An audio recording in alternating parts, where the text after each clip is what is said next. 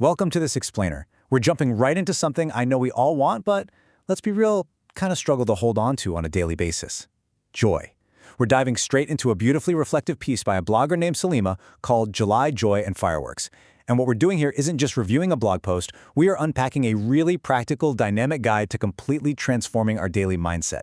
So if you're someone who wants to make every single day feel just a little bit more deliberate, a little more alive, you are in exactly the right place. Let's get into it. The theologian Henri Nouwen puts it like this: joy does not simply happen to us. We have to choose joy and keep choosing it every day. Salima uses this as the absolute foundation of her message, and I want you to let that sink in for a second. We so often treat joy like the weather, right? Like it just rolls in on a sunny day or disappears behind the clouds. But this is a totally different philosophy. Joy is an active, daily choice. It's a muscle we have to flex, not just some happy accident. Section 1. The choice of joy. Making every day count. Salima kicks things off with this really refreshing burst of honesty. She admits point blank that she feels great today, even though she hasn't achieved all of her biggest dreams yet. I absolutely love this, because how often do we tell ourselves, oh, I'll be happy when? When I get the promotion, when I buy the house. She's short-circuiting that logic. She is committing to joy right now, because time is short and this day will pass. That is literally the only guarantee we have. The sun will go down on today. So whether this day counts is entirely up to you. Waiting for perfect circumstances is a gamble we just can't afford. Moving on to Section 2, a powerful mindset shift. Redirecting negative thoughts.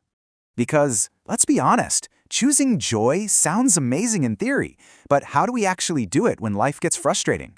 Well, first we have to acknowledge the problem. Our brains have this natural tendency to drag us toward things we don't like. Psychologists call it the negativity bias. Our minds just easily drift toward annoyances, past regrets, or anxieties. It's a survival mechanism, sure, but man, it is exhausting. Salima notices her own brain trying to pull her into this spiral of unwanted thoughts. So how does she stop it? When she feels that negative spiral starting, she stops, and loudly in her own head, she asks herself, what do you want instead? It is a total pattern interrupt. Instead of dwelling on what's going wrong, you immediately force your brain to chart a course toward what you actually desire. You go from being a passive victim of your thoughts to the active architect of your reality. Section 3. Savoring every single moment. The sensory experience of joy. So once you clear away all that negative clutter with that question, what do you fill the space with? Salima applies this mindset to visceral, everyday sensory experiences. She talks about mint chocolate chip ice cream from a place called Inside Scoop, joking that whoever created it should literally be jailed because it's so good. Or that magic of the very first bite of your favorite sandwich. Her goal is applying that exact level of intense savoring to life itself. She wants to experience fireworks in everything she does. It's all about finding the extraordinary flavor in the utterly ordinary. Section 4. The privilege of today. Gratitude for the present.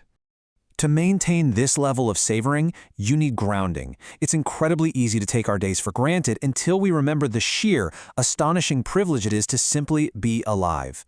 Millions, Salima points out this sobering truth, hundreds of thousands, maybe millions of people did not wake up to see this beautiful day. But we did. We are still here. When you frame your morning through that mathematical privilege, every single breath feels like a gift. Gratitude is the rocket fuel for joy. Section 5. Nostalgia and summer memories. Finding joy in the past.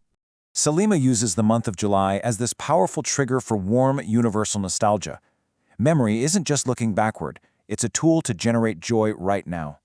Just listen to these sensory memories she associates with July. The long school holidays, the sticky sweetness of eating delicious mangoes, endless afternoons lost in cards and board games, a Thai tea brewing over a charcoal fire, grilling fresh corn, and the thrill of falling in love for the very first time. I mean, you can almost smell the charcoal and taste the mango, right? Our pasts are absolute treasure troves of joy if we just take a second to vividly remember them. Section 6. A prescription for joy. Deep healing and moving forward.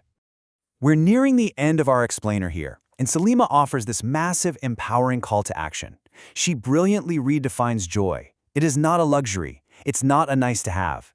She defines it as a non-negotiable doctor's prescription, absolutely essential for deep, genuine healing. The world can be really tough, and we all carry emotional bumps and bruises. Few things heal us more deeply than genuine joy, and you have to administer it to yourself daily. She sets out these 3 anthemic wishes for the month ahead, which is really a blueprint for life. 1, may it surprise us. 2, may it stretch us to grow beyond our limits. And 3, may it fill our days with breathtaking moments. Surprise, stretch, breathtaking moments. Just an amazing framework for a life well lived. But to actually receive those surprises, you gotta adopt an intentional posture. We have to welcome the days ahead with open hearts, totally ready for beautiful things we have never seen before. Because if you're closed off, just assuming tomorrow is a repeat of yesterday, you're gonna miss the fireworks. You have to expect the beauty to actually find it. We're gonna close with this thought-provoking quote from Susan Sontag that Salima includes at the very end of her post. A writer, I think, is someone who pays attention to the world. You know, you don't have to be putting pen to paper to be the writer of your own life story. To experience the joy, the fireworks, those mint chocolate chip ice cream moments, you simply have to pay attention. You have to wake up, look around, and deliberately choose your focus.